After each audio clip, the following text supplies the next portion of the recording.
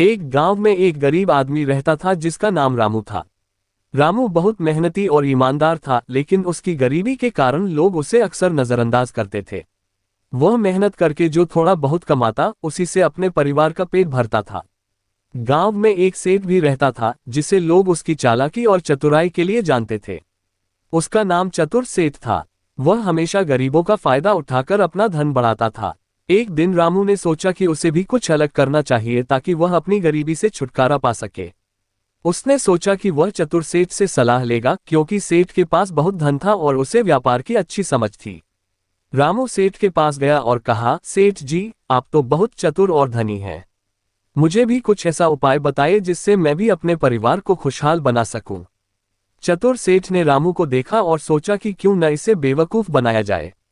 उसने रामू से कहा, तुम मेरे खेतों में 1 साल तक काम करो और बदले में जो कुछ भी खेत में पैदा होगा उसका आधा हिस्सा तुम्हें मिलेगा।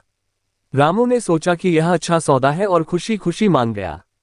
लेकिन चतुर सेठ ने चालाकी से कहा, पर एक शर्त है।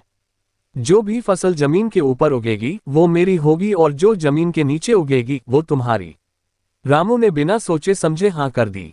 उस साल सेठ ने गेहूं की फसल बोई जो जमीन के ऊपर उगती थी। सारी फसल सेठ के हिस्से में आ गई और रामू को कुछ भी नहीं मिला। रामू को अपनी गलती का एहसास हुआ, लेकिन उसने हार नहीं मानी।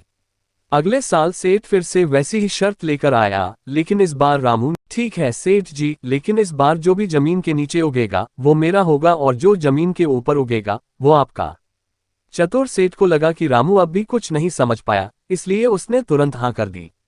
इस बार रामू ने आलू बोए जो जमीन के नीचे उगते थे।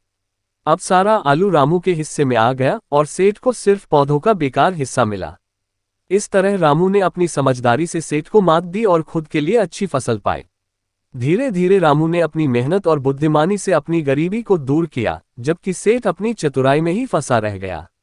इस कहानी से यही सीख मिलती है कि मेहनत और समझदारी से इंसान कोई भी मुश्किल हालात जीत सकता है, चाहे परिस्थिति